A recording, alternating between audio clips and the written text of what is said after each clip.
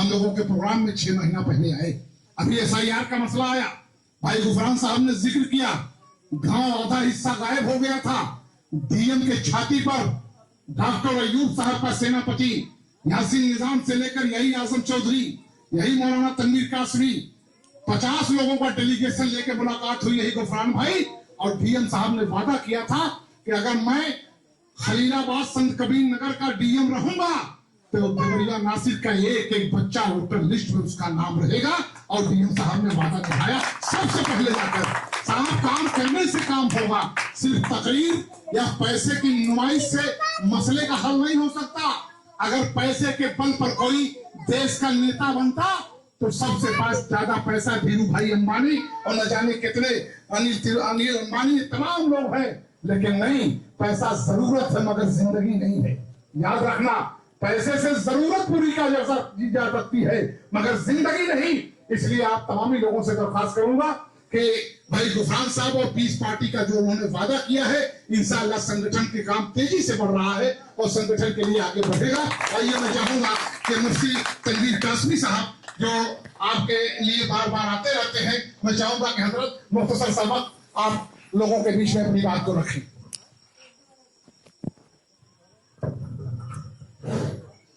बिस्मिल्लाहिर्रहमानिर्रहीम। क़ाल अल्लाहु तआला फ़ी कलामिहिल मजीद वअदल्लाहुल्लज़ीना आमनू मिनकुम वअमिलुस्सालिहाति लयस्तख़लिफ़न्नहुम फ़िल अर्ज़। सदक़ल्लाहुल अज़ीम। नौजवान दोस्तों, बुजुर्गों, आपके सामने बुनियादी तौर पर एक चीज कहने आया हूं कि अल्लाह पाक ने आपको जिस दीन और जिस मजहब से नवाजा है और जिस मजहब की नुमाइंदगी हम और आप करते हैं, वो मजहब इंसानी जिंदगी के सिर्फ इबादत के मामले में बहस नहीं करता है। वो नमाज, रोजा, हज, ज़कात जैसी अहम इबादतों के साथ साथ इंसानी जिंदगी के जो खारजी और बाहरी मसाइल होते हैं, जिनके हल होने का एक वाहिद रास्ता सिर्फ और सिर्फ सियासत का रास्ता है, उसकी मुकम्मल तरीके से रहनुमाई करता है। और ये रहनुमाई हमें हम सब के आका जनाबे मुहम्मदुर रसूलुल्लाह सल्लल्लाहु अलैहि वसल्लम की अमली जिंदगी से मिलता है। 10 साल मक्का मुकर्रमा की जिंदगी, इस रुए जमीन पर जितने इंसान पैदा हुए, सबसे मोहतरम इंसान जनाबे मुहम्मदुर रसूलुल्लाह सल्लल्लाहु अलैहि वसल्लम थे। मगर उस मक्का की सरजमीन पर तारीख का जो बदतरीन जुल्म हो सकता था, वो उस नबी पाक अलैहिस्सलातु वस्सलाम और उनके चाहने वालों के साथ हुआ।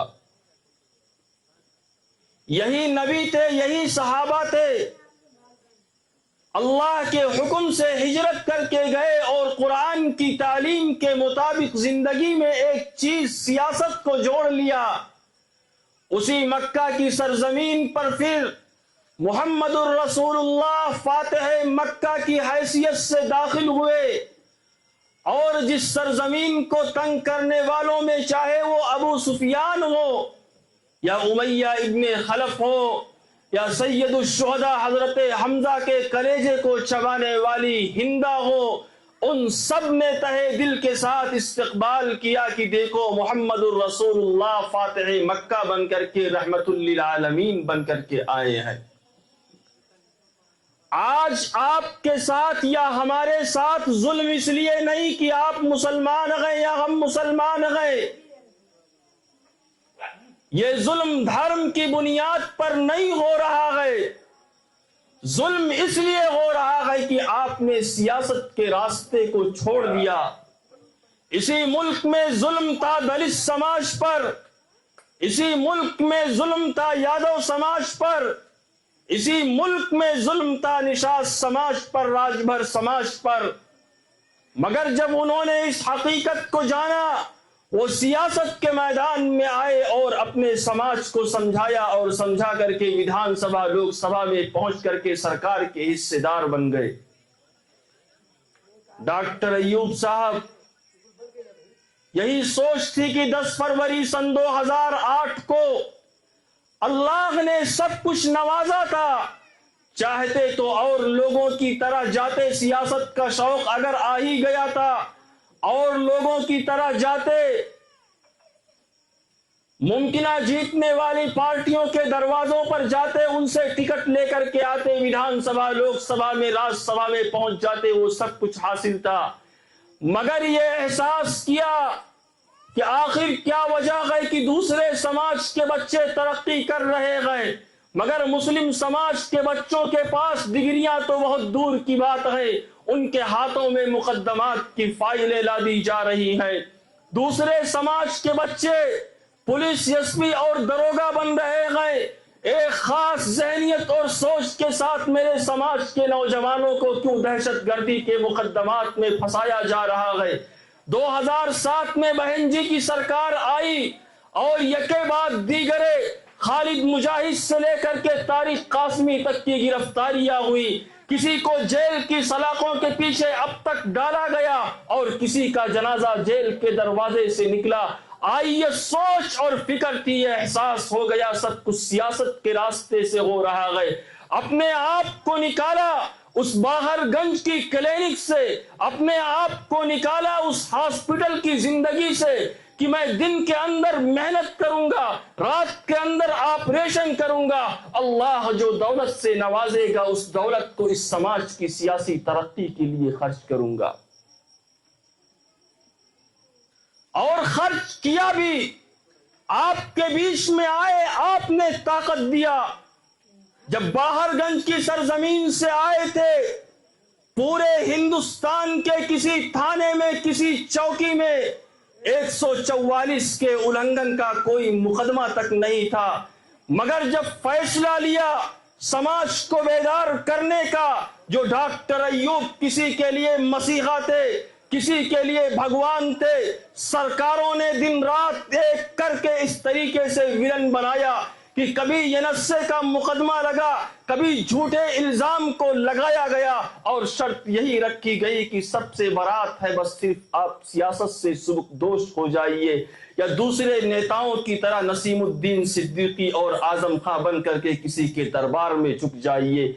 डॉक्टर अय्यूब ने ऐलान किया, मदरसे की तालीम है, ये गर्दन और सर सिर्फ अल्लाह के आगे झुक सकता है, उसके अलावा दुनिया की कोई ताकत नहीं जो इस गर्दन को झुका दे।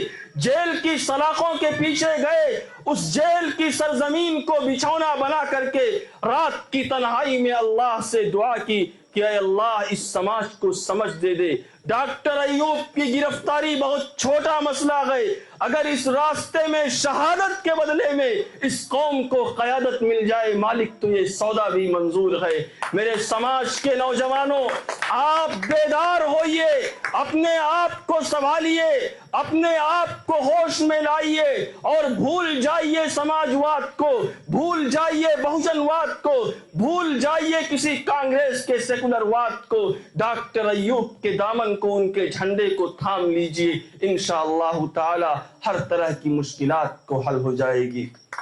अभी बात आई आपके सामने, यही देवरिया नासिर था।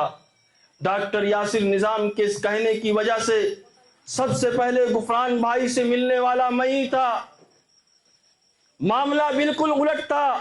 तत्कालिक रूप से फैसला लिया गया, डीएम ऑफिस के दरवाजे को खटखटाया गया। सिर्फ एक गांव का मसला नहीं था, यही तप्पा उजियार की उपदी की सरजमीन थी, उसरा शहीद की सरजमीन थी, करही की सरजमीन थी, बगल में पुरैना का गांव था। तकरीबन 2,500 से 3,000 वोटों को काटने की कोशिश हो रही थी। फौरी तौर पर अमली इकदाम किया गया। क्यों किया गया? कि आपकी शनाख्त मिटने ना पाए। वोट देना बाद का मरहला है। आप सोचिए कि आपके मसाइल के साथ आपके वक्त पर खड़ा कौन होता है। जिस दिन आप ये समझ गए, इंशाअल्लाह ताला सियासी तौर पर कोई भी हमें बेवकूफ नहीं बना पाएगा। खुदा हाफिज़। अस्सलामु अलैकुम व रहमतुल्लाहि व बरकातुहू। हज़रत मौलाना तनवीर कासमी साहब हालात पे आपसे गुफ्तगू कर रहे थे। आइए बिला ताखिर हमारे बीच में इसी तप्पा उन्याल जिसे आप बखूबी जानते हैं, आजम चौधरी साहब, जो उत्तर प्रदेश संगठन को पिलो रहे हैं, मैं चाहूंगा कि जोरदार तालियों से इस्तेमाल कर दें।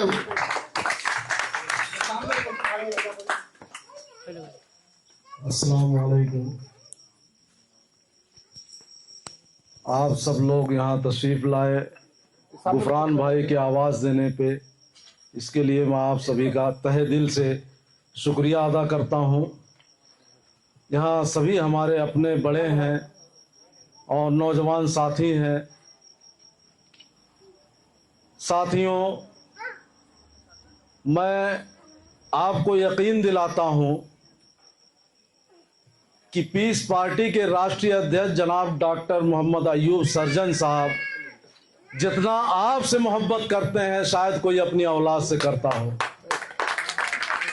साथियों, आप देख रहे हैं कि अपने ऐश और आराम की जिंदगी, वो लग्जरी लाइफ छोड़ करके ये गांव-गांव गली-गली में अपने समाज को समझाने के लिए और इनको इंसाफ दिलाने के लिए रात दिन संघर्ष कर रहे हैं और मेहनत कर रहे हैं। आपकी इन्हीं कोशिशों को देख करके हम लोगों ने अहद किया कि इंशाअल्लाह पीस पार्टी के लिए चाहे अपनी जान भी निछावर करनी पड़े, अपने इस समाज के लिए हम लोग पीछे नहीं हटेंगे। साथियों, आप लोगों ने 2012 के अंदर थोड़ी सी अंगड़ाई ली। आप लोगों ने देखा होगा कि हर समाज के लोग, हर तबके के लोग आपका नारा लगा रहे थे, आपकी जय जयकार कर रहे थे। साथियों, आपने यहां से विधायक बनाया, आपने देखा होगा पूरे उत्तर प्रदेश में आपका नाम रोशन हुआ।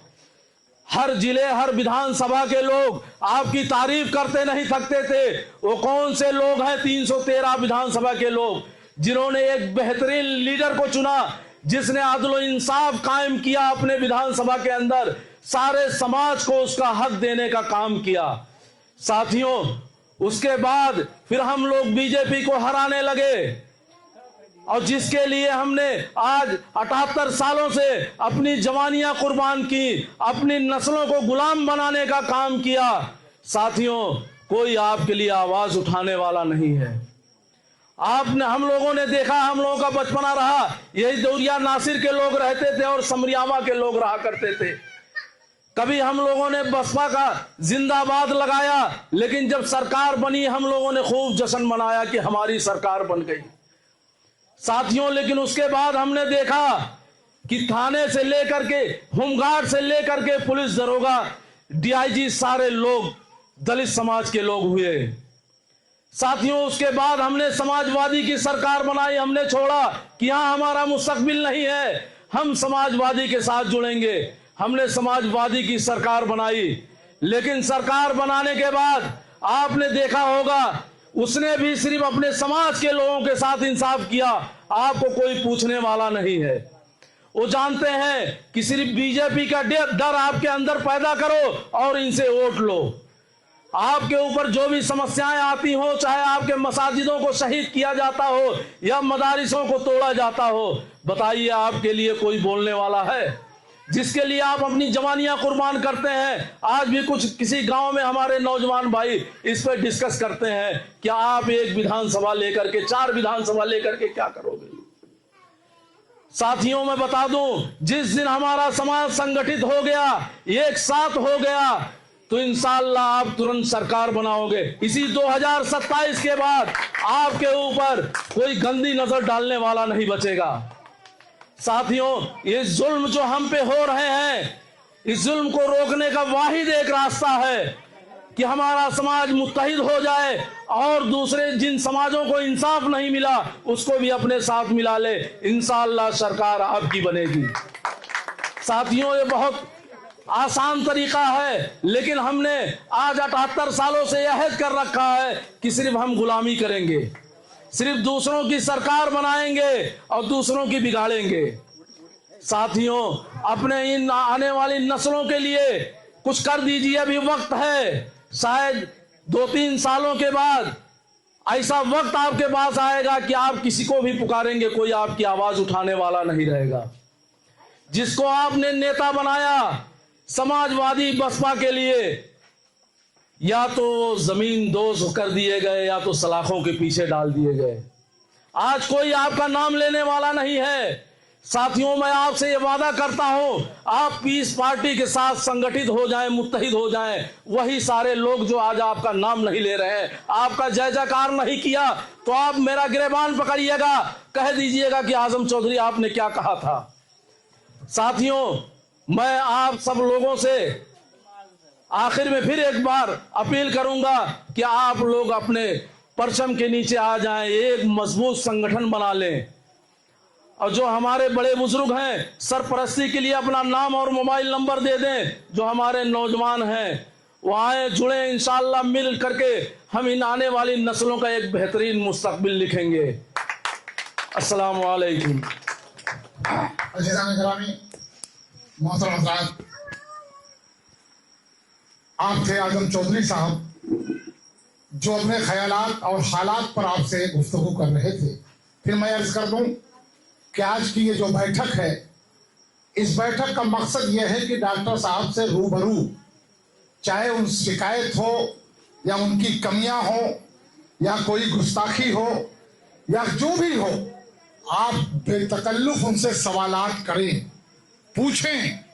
भले डॉक्टर साहब के खिलाफ ही क्यों ना हो, आप दिल में रख के दुनिया से चले जाएंगे और एक अजीम काम अगर रुक गया तो याद रखिएगा, रब की अदालत होगी, डॉक्टर अयूब साहब का हाथ होगा और आपसे सवाल होगा कि बताएं, हम तो आवाज दे रहे थे इत्तेहाद का, हम तो आवाज दे रहे थे वक्त के मुअज्जिन बनकर, हम तो पैगाम दे रहे थे कि सियासी कुव्वत जो आपने खोया है उसे हासिल कर लो। आज वही डॉक्टर अयूब आपके बीच में है। इसलिए फिर मैं आपसे वाजे कर दूं, हम लोग आए थे, बहुत सारी बातें हो रही थी कि डॉक्टर अयूब साहब को ये नहीं ये करना चाहिए। साहब, आप बिल्कुल आप कर सकते हैं। डॉक्टर साहब बैठे हैं, अपनी बात रखने के बाद फिर बैठेंगे। किसी को जो जहन में हो बेतकल्लुफ कहिए, क्योंकि अच्छा साथी, अच्छे इंसान वो हैं जो अपने यकीनन अपने साथी, अपने मोहसिन के कमियों को उसको बताएं, छिपाएं नहीं, वरना आप भी जिम्मेदार होंगे। इसलिए आप तमामी हजरात से मेरी गुजारिश है कि इससे पहले कि मैं डॉक्टर साहब को माइक दूं, मैं चाहूंगा कि एक बार जोरदार तालियों से क्या बल्कि जिंदाबाद लगाते हुए, बहुत दिन के बाद मुलाकात हुई है, दोनों हाथों को उठाकर आप जिंदाबाद लगाएं। डॉक्टर अयूब जिंदाबाद, डॉक्टर अयूब गुफरान भाई, डॉक्टर अयूब पीस पार्टी, डॉक्टर अयूब पीस पार्टी, ये बनाना चाहिए था, नहीं बना। पीस पार्टी जिंदाबाद, डॉक्टर अयूब पीस पार्टी। माइक पर जनाब डॉक्टर मोहम्मद अयूब साहब जोरदार तालियों से इस्तकबाल कर दीजिए। आपके समझ प्रोसेस को आगे कर दीजिए, पकड़ लीजिए तो बस बस लगा दीजिए।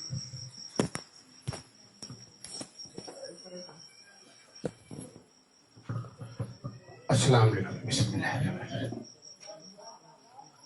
देवरिया नासिर और आसपास से आए हुए उलमा कराम का, बुजुर्गों का, नौजवान साथियों का और ख़ास तौर पर गुफरान भाई का मैं बहुत शुक्रगुजार हूँ कि आप सभी ने अपना वक्त दिया।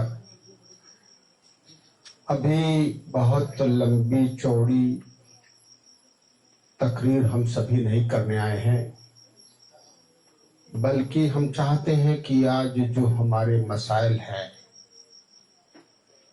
चाहे जो भी जिस भी तरीके के मसाइल हैं, चाहे वो मस्जिद मदरसे की हो, नौकरियों की हो, मॉब लिंचिंग की हो, नफरत की हो, जेल में जाने की हो, इनकाउंटर की हो, बहुत सारे मसाइल हैं, हमारे रोजी रोजगार की हो, इन सभी पे हम चर्चा करें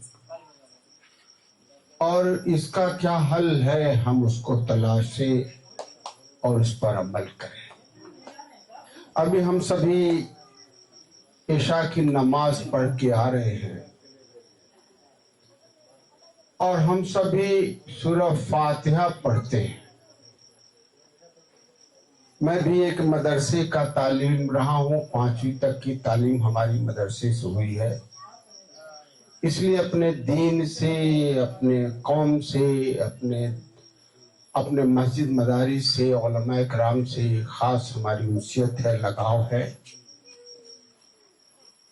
तभी हमने अल्लाह की तारीफ के बाद हमने एक दुआ मांगने को मेरे रब ने कहा है कि अल्लाह मुझे सीधे रास्ते पे चला जिसमें कामयाबी हो और तेरी मदद हो, उस रास्ते पे न चला जिसमें नाकामयाबी हो, तेरी नाराजगी हो और हमारी गुमराही हो।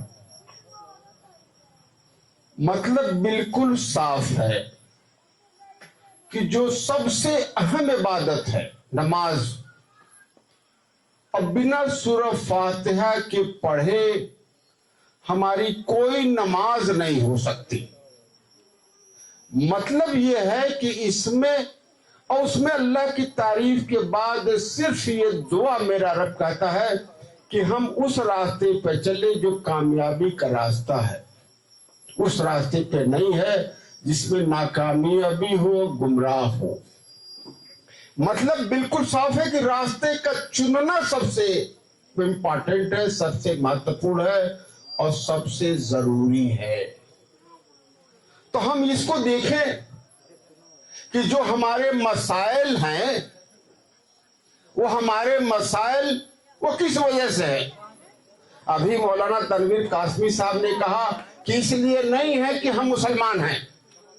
हम मुसलमान थे तो 350 साल इसी मुल्क में हम मुसलमान होकर के हम सभी ने हुकूमत की है, हमारे पर जुल्म नहीं हो रहा था। तो बिल्कुल साफ है कि मसाइल, इससे बदतर मसाइल चमार भाइयों का था, इससे बदतर मसाइल यादव भाइयों के साथ था। ये नहीं है कि वो मुसलमान थे, वो भी अपने आप को हिंदू कहते हैं, मगर इसका मतलब ये है कि हमारे नबी करीम सल्लल्लाहु अलैहि वसल्लम जब तक मक्का मुअज़्ज़मा में थे सारी चीजें उनके पास थी, मगर उन पर मसाइल से, ये आजकल जो हम मसाइल हमारे साथ है उससे ज्यादा उनके साथ जुल्म हो रहा था। मगर वही नबी, यही तो हमारे मौलाना तनवीर कासमी साहब ने कहा कि सब कुछ होते हुए जब मदीना मनव्वरा पहुंच करके उन्होंने सियासत की, और वो भी सियासत अपनी क़यादत में की। मक्का में हुकूमत काफिरों की थी, दुश्मनों की थी, तो इबादत काम नहीं आया, दुआ काम नहीं आया, कि हमारी उनका किरदार काम नहीं आया, लोगों के साथ उनकी जो बिहेवियर थी उनके साथ वो काम नहीं आया। साथियों, इससे बिल्कुल साफ है कि रास्ता क्या है। जिन लोगों ने इस प्रदेश में, इस देश में अपने समाज के नेता के पीछे जुड़ करके जिन लोगों ने सियासत की, हुकूमत का हिस्सा बने, वही समाज कामयाब हुआ। ये नहीं है कि मजहब के नाम पर कोई कामयाब हुआ। आज हिंदुत्व का नारा देने वाले भाजपा है, तो क्या चमार भाइयों को, पिछड़े भाइयों को, दलित भाइयों को क्या वही इंसाफ मिल रहा है जो ब्राह्मण क्षत्रिय को मिल रहा है? नहीं मिल रहा है। दलित के नाम पर अगर बसपा की सरकार आई थी तो क्या चमार भाइयों के बराबर दूसरे दलित जो है, उन सभी को धोबी, पासी, वाल्मीकि, पतरकट, बेलदार हैं, खटिक हैं, क्या उनको बराबर अधिकार मिला था? नहीं मिला था। क्या समाजवादी सरकार, समाजवाद और पिछड़े का नारा देने वाली जब सरकार आई तो क्या शाक्य, शैनी, मौर्य, कुशवाहा, कश्यप, बिन, मल्ला, कहार, कुहार, लोहार, तेली, तमोली, राजभर, चौहान, ये सब पिछड़े बिरादरी हैं? क्या यादव भाइयों के बराबर उनको हक, अधिकार और इंसाफ मिला? नहीं मिला। तो ये न तो जात की लड़ाई है, न तो समाज की लड़ाई है, न तो अगड़े पिछड़े की लड़ाई है, न हिंदू मुसलमान की लड़ाई है। आप हमें बता दो कि जब तक चमार भाई नहीं संगठित था उस पर सबसे ज्यादा जुल्म हो रहा था। उनके विधायक थे, मंत्री थे, एमएलए थे, एमपी थे। जगजीवन राम इस देश के प्रधानमंत्री, रक्षा मंत्री थे, मगर चमार भाइयों की हालत नहीं बदली। आजाद भारत में जब से ये देश आजाद हुआ है, मुसलमान राष्ट्रपति हुआ है, उपराष्ट्रपति हुआ है, मंत्री हुआ है, एमएलए हुआ है, एमपी हुआ है, हमेशा रहे हैं, मगर मुसलमानों की हालत नहीं बदली। इससे दो चीजें बिल्कुल साफ है कि मुसलमान एमएलए एमपी बनने से नहीं फर्क पड़ता, हिंदू मुसलमान होने से नहीं फर्क पड़ता। आपने बिल्कुल बात समझ लीजिए कि यही रास्ता चुनना है, जिस रास्ते पर हमारे नबी ने सारे जुल्म को खत्म किया है, वो है सियासत और हुकूमत। वही तो हमारे लिए रास्ता है। जिस रास्ते पर इस समाज में चमार भाइयों ने अपनी पार्टी बना करके, उसको वोट दे करके, उसके साथ जुड़ करके, उसके साथ पैसा और अपनी ताकत लगा करके अपनी हालत को बदली है, वही तो हमारे लिए रास्ता है। जिस तरीके से यादव भाइयों ने अपनी पार्टी बना करके हालत बदली है, वही तो हमारे लिए रास्ता है। आज उसी रास्ते पर राजभर चल दिया, उसी रास्ते पर कुर्मी भाई चल दिया, उसी रास्ते पर निषाद भाई चल दिया। अब उनके साथ जुल्म नहीं हो रहा। आप हमें बता दो कि आपने 2024 में 90-95% समाजवादी पार्टी को लोकसभा के चुनाव में वोट दिया है कि नहीं दिया है? क्यों भाई? हाँ? क्या इससे आपकी ताकत बढ़ी है कि कम हुई है? मगर ताकत किसी बढ़ी? ताकत समाजवादी पार्टी की बढ़ी, अखिलेश यादव की बढ़ी, यादव समाज की बढ़ी। बस कह रहा हूं, मुसलमान की ताकत कम हो गई, उस पर तो बुलडोजर चलने लगा। हमें आप बता दो, मैं गारंटी के साथ ये दावा करता हूं कि जितना मुसलमान भाइयों ने वोट समाजवादी पार्टी को दिया है, उसका 1/4 वोट भी यादव समाज ने समाजवादी पार्टी को नहीं दिया। तो सही है गलत है? और यह भी कहता हूं कि 25% यादव भाई इसी लोकसभा का उसने भाजपा को वोट दिया होगा। क्यों भाई गलत कह रहा हूं? मतलब यह है कि आप वोट किसको देते हो इससे कोई मतलब नहीं है। मतलब यह है कि आप कितना वोट इकट्ठा करते हो, उसमें यादव का कितना वोट है, मुसलमान का कितना वोट है, इससे कोई मतलब नहीं है। वो सारा का सारा वोट और ताकत समाजवादी पार्टी का है, अखिलेश यादव का है या उसके समाज का है। उसमें मुसलमान की कोई हिस्सेदारी नहीं है। क्या आपने 90% वोट दिया है? आपके मस्जिद मदारिस पर बुलडोजर चल रहा है क्या? अखिलेश जी और समाजवादी पार्टी आपकी लड़ाई उसके खिलाफ संघर्ष कर रही है क्या? मगर एक यादव अगर जेल में जाता है तो सबसे पहले मिलने जाते हैं कि नहीं जाते हैं? क्यों भाई? आजम खान ने पूरी जिंदगी दे दी, पूरा उनका खानदान जेल में बंद है, तो आप हमें बताओ उनके मिलने गए क्या अखिलेश जी? क्या उनके खिलाफ संघर्ष कर रहे हैं क्या? अरे वो तो मुसलमान का नाम लेने को तैयार नहीं है। तैयार है भाई? तैयार है मुसलमान का नाम लेने को? और राहुल जी, मायावती जी, कोई नहीं नाम लेने तैयार, कोई नाम लेने को तैयार नहीं है। हमें बता दो कि बहुत सारे हमारे साथी कहते हैं कि आपको सपा से, बसपा से, कांग्रेस से गठबंधन करा के आना चाहिए। अगर हम जाए समाजवादी पार्टी को, गौर से सुन लीजिए, अगर हम जाएं समाजवादी पार्टी से गठबंधन कराने के लिए, तो समाजवादी पार्टी गठबंधन किस पार्टी से करेगी भाई? नहीं करेगी। हाँ बोलो ना। कभी की नहीं, कितना कहे? अभी बिहार का देखो, बंगाल का देखो, करेगी?